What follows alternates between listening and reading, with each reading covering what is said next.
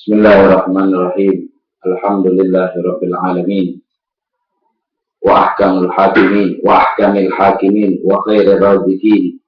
Alladzi ahata bi kulli syai'in ilma wa ahsa kulli syai'in adada. Ala ya'lamu man khalaqa wal latiful khabir. Wa ashhadu an la ilaha illallah wahdahu la syarika lah. Wa ashhadu anna Muhammadan abduhu wa rasuluh. Allahumma shalli wa sallim ala sayyidina Muhammadin wa ala ali sayyidina Muhammad. Allahumma la sahla illa ma ja'altahu sahla wa anta taj'alu su'ba idza syi'ta sahla. Sahil lana umurana wa syrah lana sudurana wa ufir lana dzunubana innaka antal ghafarul dzunub wa sattarul uyub. Alhamdulillah, pada malam yang penuh barokah ini, marilah kita sama-sama bersyukur kepada Allah Subhanahu wa Ta'ala yang telah memberikan kepada kita kesempatan untuk menghadiri majelis rutin kita. Ma'asyiral hadirin, qala, berkata Al-Imam Ghazali radhiyallahu ta'ala anhu di dalam kitab Bidayatul Hidayah, fa'lam anna Allah ta'ala muttali'un ala dhamirika wa musyrifun ala zahirika wa batinika wa muhitun bi jami'i lahadhatika wa khataratika wa khatwatika wa sa'iri sakanatika wa harakatika wa annaka fi muhalatika wa qalwatika mutaraddidun baina yadayk fala yaskunu bil mulki wal malakuti sakinun wala yata'arraku mutaharrikun illa wa jabbarus samawati wal ardi muttali'un alaihi ya'lamu kha'inata a'yun wa ma tukhfis sudur wa ya'lamu sirra wa akhfa. Pada pembahasan malam ini tentang yaitu tauhid kita, menghadirkan Allah Subhanahu wa Ta'ala di dalam gerak-gerik kita. Ketahuilah bahwasanya Allah Subhanahu wa Ta'ala mengetahui gerak-gerik kita, baik kita di halayak ramai, di hadapan manusia lagi berkumpul, atau kita dalam keadaan sendiri. Itu harus kita hadirkan. Kalau kita mau menjadi seorang yang mendapatkan tangga hidayat Allah Subhanahu wa Ta'ala, maka kita harus pandai menghadirkan Allah Subhanahu wa Ta'ala. Disebutkan di dalam cerita, ada seorang guru, beliau sangat peduli, sangat kasih, sangat sayang, sangat perhatian kepada satu orang anak di dalam kelas, karena anak tersebut mempunyai sifat-sifat yang khusus yang tidak dimiliki oleh kawan-kawan. Guru tersebut kepengen memberikan pelajaran kepada kawan yang lain. Kenapa aku cinta kepada anak tersebut? Dia berkata kepada anak muridnya, dia mengatakan, wahai anak-anakku, aku sekarang ini akan kuberikan seekor burung, kemudian kau potong seekor burung tersebut di sebuah tempat yang tidak ada siapapun yang menyaksikan kamu. Setelah diserahkan burung tersebut, dia pulang. Ada yang memotong burung tersebut di bawah kasur, ada yang memotong burung tersebut di atas atap, ada yang di dalam lemari, ada yang bermacam-macam. Ada satu orang murid yang dicintai oleh gurunya, dia tidak bisa memotong. Keesokan harinya, murid-murid datang ke kelas, semuanya sudah membawa burung tersebut dalam keadaan terpotong, kecuali satu murid. Setelah ditanya oleh gurunya, wahai anak yang memotong burungnya, di mana kau potong? Dia mengatakan, saya potong di sebuah tempat yang tidak ada yang menyaksikan. Mereka yang mengatakan di kamar mandi, ada yang memotongnya di bawah kasur, di bawah ranjang, ada yang memotongnya di dalam lemari, ada yang dengan bermacam-macam tempat yang sangat sunyi. Ada satu orang anak yang menangis, dia tidak bisa memotong. Ditanya oleh guru, kenapa kau tidak menuruti perintahku, kenapa kau tidak memotong? Dia mengatakan, bagaimana saya memotong? Saya kembali, saya pergi ke dalam kamar, bahwasanya Allah menyaksikan saya. Saya mau potong di dalam lemari, Taulah Allah bersama saya.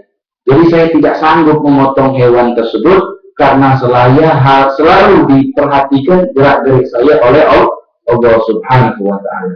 Nah, jadi pelajaran kita, kalau sudah bisa kita menghadirkan Allah Subhanahu wa Ta'ala dimanapun kita berada, maka tangga hidayat akan berada di depan tepi mata kita.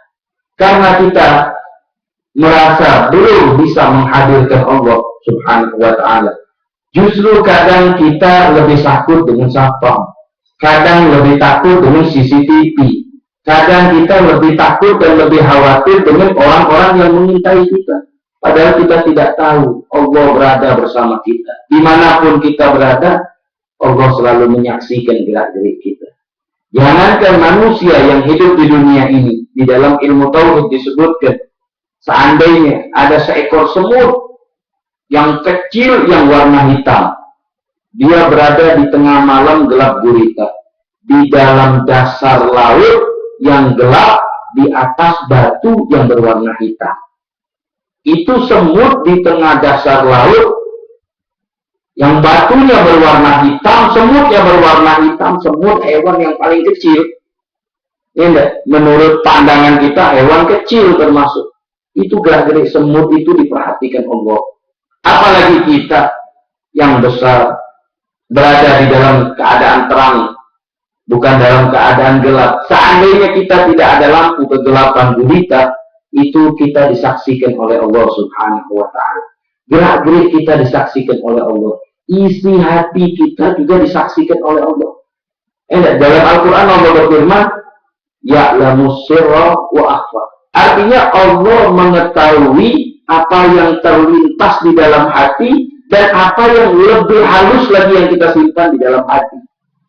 Para ulama tafsir, mereka memberikan makna di dalam ayat ini. Allah mengetahui yang tersimpan di dalam hati dan yang akhfasir, yang lebih halus lagi di dalam hati, artinya yang kita simpan saat ini dan apa yang akan kita tanamkan di dalam hati keesokan hari, semuanya sudah diketahui oleh Allah Subhanahu wa Ta'ala. Oleh karena itu, masyarul hadirin rahimakumullah, tangga hidayat berada di hadapan kita.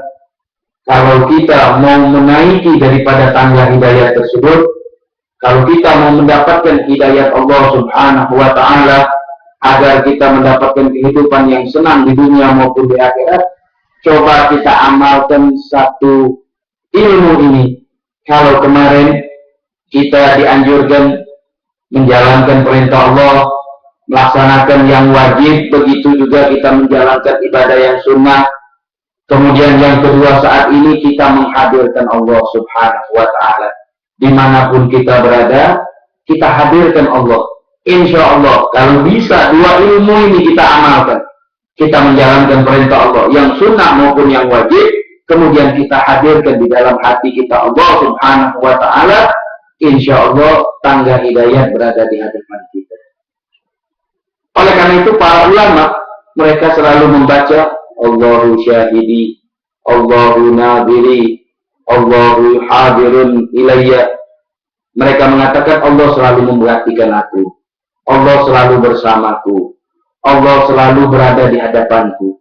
Kalau kita bisa menghadirkan kata-kata ini, mungkin tidak ada lagi terjadi maksiat pada diri kita.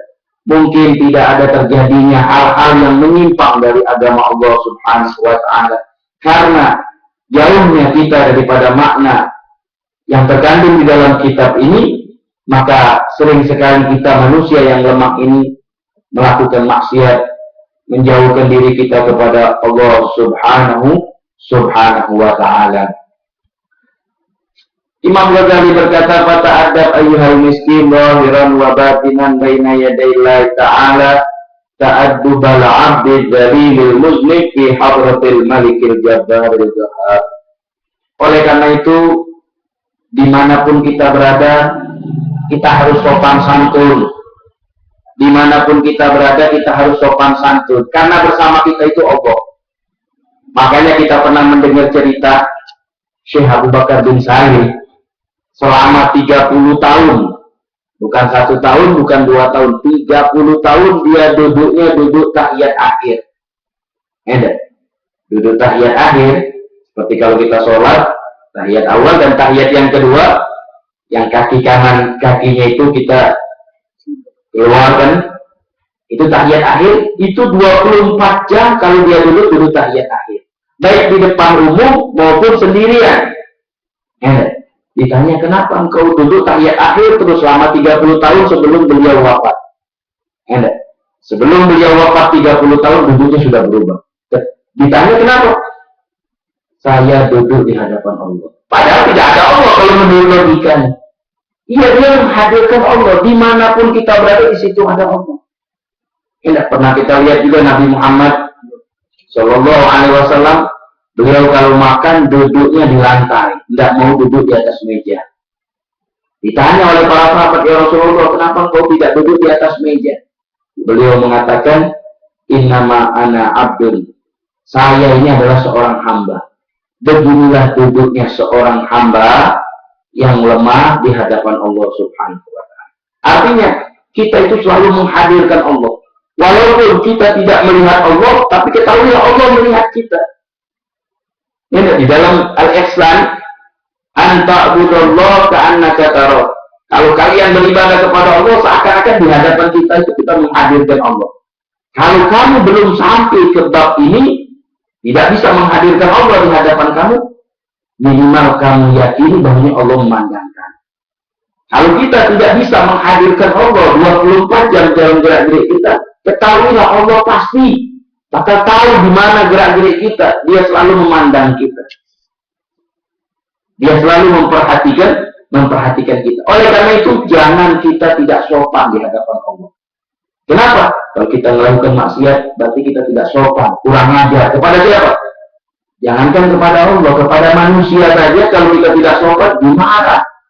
Kepada guru saja kalau tidak sopan, kita dimarah. Apalagi kalau tidak sopan kepada Allah Subhanahu wa Ta'ala. Oleh karena itu, kalau makna ini bisa kita hadirkan, bahwasanya di mana saja kita berada, di situ, di hadapan kita, ada Allah Subhanahu wa Ta'ala yang memperhatikan kita. Oleh karena itu, pada adab, maka sopan santunlah. Jangan sampai kita melafazkan kalimat yang didengar Allah Subhanahu wa Ta'ala murka.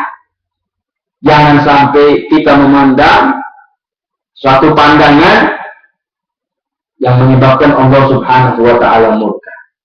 Jangan sampai kita melakukan perbuatan yang mana perbuatan tersebut menyebabkan Allah Subhanahu wa Ta'ala murka kepada kita. Qala wajtahid an la yaraka maulak haitsu nahar. Usahakanlah jangan sampai engkau dipandang oleh Allah dalam keadaan melanggar. Jangan kita dipandang oleh Allah dalam keadaan melakukan maksiat. Karena maksiat yang kita lakukan, pengaruh yang sangat ditakutkan oleh para ulama, ketahuilah dia akan datang maksiat tersebut tak kala kita menjelang ajal. Ini seorang yang banyak melakukan maksiat, yang tidak ditaubati oleh Allah Subhanahu wa Ta'ala, yang tidak diampuni oleh Allah, selain mendapatkan dosa, maksiat tersebut akan muncul menjelang ajal kita. Di waktu kita akan dicabut oleh Allah, maksiat tersebut akan muncul kepada kita. Kita pernah mendengar cerita ada seorang meninggal. Sebelum meninggal dia tidak bisa mengucap kalimat syahadat. Kenapa? Ditanya, karena pandanganku dulu waktu aku masih sehat, aku pernah memandang maksiat. Sehingga pandangan tersebut muncul ketika aku menjelang ajalku, sehingga aku tidak bisa melafazkan kalimat la ilaha illallah. Apa sebabnya? Karena pandangan, karena maksiat yang pernah kita lakukan. Begitu juga ada seorang yang bernama Alqamah, yang diceritakan beliau orang baik, orang dekat kepada Allah, sahabatnya Rasulullah. Tapi karena ada perbuatan yang muncul tak kala menjelang ajal, sehingga lisannya tidak bisa mengucapkan kalimat syahadat, sampai dipanggillah Nabi Muhammad. Apa sebabnya engkau tidak bisa mengucapkan kalimat syahadat? Tingkah laku, golul adab, kurang ajar kepada orang tua. Kata Nabi Muhammad, panggil orang tuanya, biar dikasih maaf, biar lisannya bisa mengucapkan kalimat syahadat. Setelah terjadi cerita yang panjang, dipanggillah orang tuanya, dan orang tuanya memberikan maaf, barulah beliau mati dalam keadaan mengucapkan kalimat syahadat. Begitu juga maksiat-maksiat yang lain. Banyak juga orang yang melakukan maksiat tidak bisa mengucapkan kalimat syahadat. Apa sebabnya? Karena makanan yang haram yang tidak diridhoi oleh Allah. Dan masih banyak lagi. Alhasil, perbuatan yang pernah kita lakukan di hadapan Allah daripada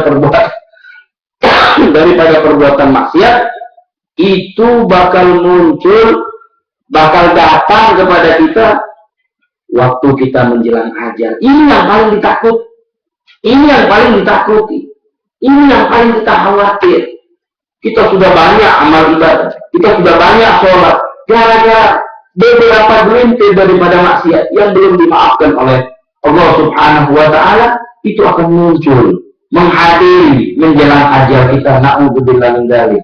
Mudah-mudahan kita diselamatkan oleh Allah. Memang kita penuh kurang, kita banyak kesalahan. Harapan kita cuma satu, minta dirahmati dari Allah Subhanahu wa Ta'ala, terutama di waktu kita menjelang ajal kita. Memang kita banyak perbuatan-perbuatan yang kurang diridhoi oleh Allah. Yang pernah kita lakukan, harapan kita adalah maghfiratuka awsa'u min junubina. Akan tetapi ampunanmu ya Allah lebih luas daripada dosa yang pernah kami lakukan. Oleh karena itu, berusaha sekuat tenaga.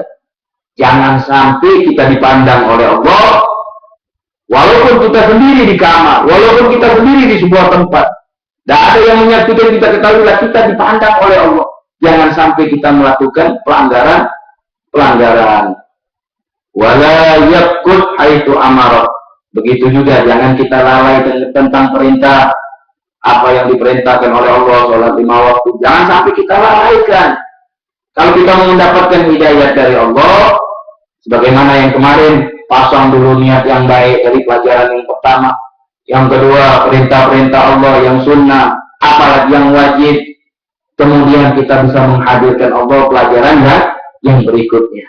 Jadi bisa menjalankan perintah Allah. Kalau kita mau dekat, mau mendapatkan hidayah, tapi kita tidak sholat, kita tidak puasa, kita tidak berzakat kalau kita mampu, kita tidak mau pergi haji padahal kita sudah mampu cukup. Bagaimana mau mendapatkan rahmat Allah? Seperti orang yang kepingin makan buah mangga, tapi dia tidak pernah menanam, dia tidak mau beli ke pasar. Dia mengharapkan mangga turun dari langit. Turun atau tidak? Tapi kalau kita mau mendapatkan rahmat, di dalam doa, hadir majelis, tempat-tempat baik, hadir hall, menghadiri orang-orang yang minta rahmat, amin, minta rahmat. Tapi kita tidak pernah sholat. Tapi kita tidak pernah berbuat baik. Tapi kita selalu melanggar hukum Allah. Gimana mau mendapatkan rahmat Allah? Gimana kita mau mendapatkan kasih sayang dari Allah? Tapi kalau kita sudah menjalankan sholat yang rajin, berbuat yang baik, kita mengharapkan hadir tempat-tempat yang begitu kita hadir langsung diberi oleh Allah. Kenapa? Karena kita sudah menjalankan sebab-sebabnya. Kalau mau diberi contoh, kita mau naik motor, tapi tidak ada bensinnya. Bisa jalan tidak motor kita? Menurut logika, tidak jalan. Jangan kan mau kebut-kebutan, motornya tidak jalan. Motor kita tuh tidak jalan. Kenapa sebabnya? Motor tidak ada bensin. Atau bannya pecah. Dia tidak bisa jalan. Begitu juga kita hadir ke tempat-tempat yang baik. Mendengar ceramah, mendengar siraman rohani. Begitu berdoa, minta dapat rahmat, minta ampunan dosa. Tahu-tahu kita lalai kepada Allah, tidak pernah sholat, tidak pernah berbuat baik, selalu melanggar hukum Allah. Gimana mau dapat? Itu logikanya begitu. Tapi kalau kita menjalankan dari yang pertama, menjalankan perintah Allah, meninggalkan maksiat, kemudian kita menghadirkan Allah. Begitu kita yang katakan, sebelum kita ngangkat langsung diberi oleh Allah. Kenapa? Karena kita sudah menjalankan sebab-sebabnya. Orang mau bertanding, balapan, motor yang bagus, minyaknya pertama, terbang motornya. Motor yang bagus, yang baru, minyak pertama, olinya topuan, terbang motor. Kalau kita mau ikut balap, naik motor tahun 1970, minyaknya oli bekas, banyak kempes, bisa menang atau enggak? Mujizat kalau menang. Kalau ada yang menang ini mujizat, walaupun yang membawanya, yang membalapkan motor ini, ya pembalap terkenal, walaupun dia pembalap terkenal, kita katakan kalah. Kenapa? karena dia tidak menjalankan sebabnya. Oleh karena itu, kalau kita mau mendapatkan tangga rahmat yang diberikan oleh Allah, jalankan perintah Allah Subhanahu wa Ta'ala. Wala walam takbira ala dzalika illa bi an tuwaddi'a awqataka. Bagaimana cara menjalankannya? Kita bagi-bagi waktu. Waktu-waktu kamu itu dibagi. Pagi, bangun subuh. Apa kerjaan saya di waktu subuh? Di waktu subuh bangun jam berapa? Bangun azan atau sudah azan? Atau bangunnya jam 9 pagi? Tergantung kita. Kalau kita tidak sholat subuh, berarti rugi kita. Dapat hukuman dari Allah Subhanahu wa Ta'ala. Pagi saya harus ke sini. Jam 8 saya ke pasar. Jam 12 saya pulang makan. Jam 1 saya istirahat. Atau begitu seterusnya. Asar saya harus sholat. Maghrib saya harus sholat. Isya saya harus sholat. Setelah itu saya istirahat. Begitu kita ada tertib-tertib waktu. Kalau kita kadang mau sholat, kadang istirahat, kadang kurang ada barokahnya. Jadi waktu kapan dapat barokah? Kalau kita tertibkan waktu kita, baru akan muncul berkat daripada waktu. Jangan kita langgar. Jam ini kita kemana? Kita istirahat. Enggak, kita sholat. Jangan. Walaupun kita sholat, kita istirahat. Jam 1 malam, mau apa jam 1 malam? Tahajud. Kita tahajud jam 1 malam, tahu-tahu sholat subuh kelewatan. Jam 1 malam kalau kita udah capek istirahat, silakan istirahat. Biar subuhnya kita sholat. Jangan sholat subuh kelewatan. Kenapa? Malamnya banyak tahajudan. Itu kebalik. Jadi kita tertibkan jadwal waktu-waktu kita. Kapan kita istirahat, kapan kita pergi ke ngurusi duniawi kita, kapan kita ke ilmu kita, kapan kita ke sini, kapan kita ada tertib daripada waktu kita. Karena kalau waktu ditertibkan, muncullah barokahnya. Kalau kita tidak tertibkan, semau kita mau melakukan, itu kurang ada barokahnya, kata Al-Imam Imam Ghazali. Wa turatib awradaka min sabahik ila masai. Kamu tertibkan kegiatan kamu dari pagi sampai sore. Fatri ila mayulqa ilayya. Dengarkan apa yang aku nasihati ini. Ini nasihat luar biasa. Makanya kata ulama, kitab Bidayatul Hidayah kecil kitabnya, tapi ilmunya luar biasa. Kata Imam Ghazali dalam kitab Bidayah dari Muqaddimah yang kemarin kita baca, kalau kamu bisa mengamalkan pangkal kitab Hidayah, kamu bakal masuk ke lautan ilmu. Wallahu a'lam apa yang dimaksud dengan lautan ilmu. Kalau kamu bisa mengamalkan kitab Bidayatul Hidayah, kamu bisa masuk ke dalam lautan ilmu yang luar biasa.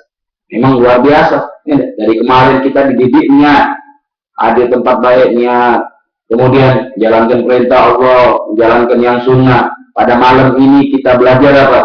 Belajar menghadirkan Allah. Dimanapun kita berada, kita hadirkan Allah. Jangan kita dipandang oleh Allah dalam keadaan maksiat. Jangan kita dipandang oleh Allah tidak mengerjakan perintahnya. Hati-hati, sopan santun. Walaupun kita duduk sendiri, ketahuilah di hadapan kita ada Allah Subhanahu wa Ta'ala. Fatwi ilama yulqa ilaik. Dengarkan ini nasihat bagus semuanya. Tertibkan waktu-waktu kamu. Fatwi ma yulqa ilaika min awamirillah alaik.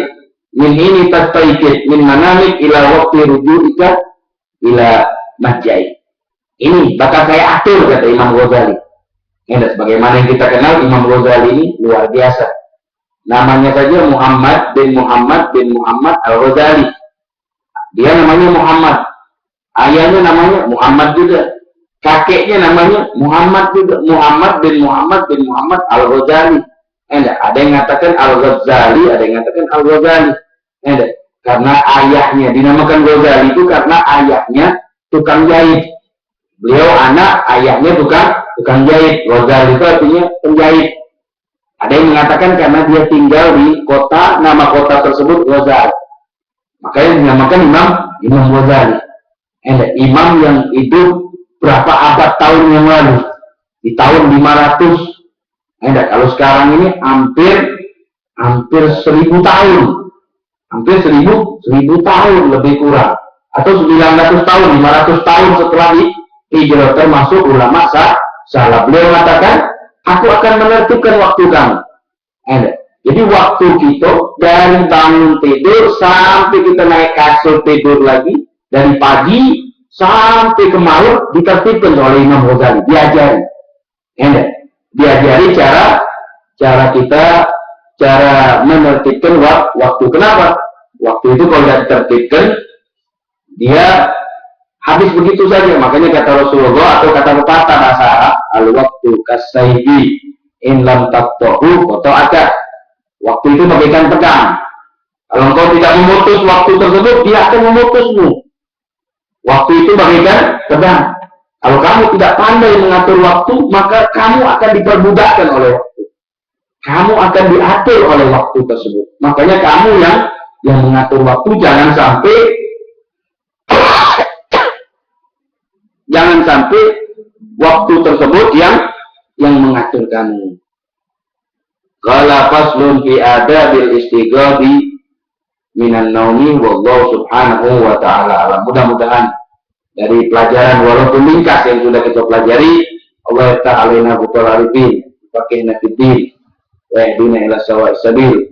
Mudah-mudahan Allah subhanahu wa ta'ala yaghfir dzunubana, Allah mengampuni dosa yang pernah kita lakukan dan dimaafkan oleh Allah dan diberi petunjuk di tahun-tahun yang akan datang, terutama beberapa hari lagi kita bakal kedatangan hari Asyura. Hari Asyura itu hari tanggal 10 Asyura. Banyak peristiwa-peristiwa sejarah di hari tersebut. Nabi Adam diberikan oleh Allah ampunan hari Asyura. Nabi Musa diselamatkan daripada siksa kejaran Firaun hari Asyura. Oleh karena itu hari Asyura itu hari pengampunan, hari mustajabnya doa. Disunahkan oleh Nabi Muhammad tausiatul iyal. Artinya melapangkan rumah tangga. Kalau kita biasa ngasih nafkah sama istri kita 1.000, hari Asyura 2.000. Sebab dalam hadis disebut ada man wasa yauma Asyura ala ahli baiti wasallallahu lahu fi sa'iri sanati. Atau kama qala Rasul. Siapa yang melapangkan rumah tangganya di hari-hari Asyura 1 hari, insya Allah 1 tahun penuh lapang terus. Kalau kita punya anak biasa ngasih nafkah anak kita sekolah 5.000, kita kasih 10.000. Kita kalau biasa lauk pauk di rumah kita nasi sama tempe tahu, kita tambah lagi nasi tempe tahu daging. Jadi lauknya dilebihkan hari Asyura. Untuk apa dilebihkan? Mengamalkan hadisnya Rasulullah Shallallahu Alaihi Wasallam. Begitu juga kita ngasih nafkah sama istri kita biasa 15.000, kita lebihkan 20.000. Untuk apa? Untuk mengamalkan hari Asyura. Begitu juga kita banyak-banyak sedekah, terutama kepada anak yatim. Memang hari Asyura hari kasih sayang kepada anak yatim. Cari anak yatim, minimal kita sedekah. Punya uang 10.000, 5.000, cari, ini tangguh. Apalagi keluarga kita, ada keluarga kita anak yatim, kasih 5.000, alhamdulillah. Ngasih anak yatim. Memang hari Asyura hari untuk kasih sayang, bagi rasa kasih kepada anak yatim. Bahkan di dunia itu kita usah kepala, kita beri kasih sayang.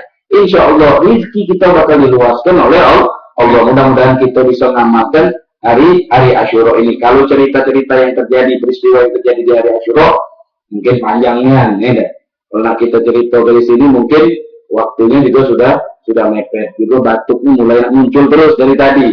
Ya tambah apa jadi? Wassalamualaikum warahmatullahi wabarakatuh.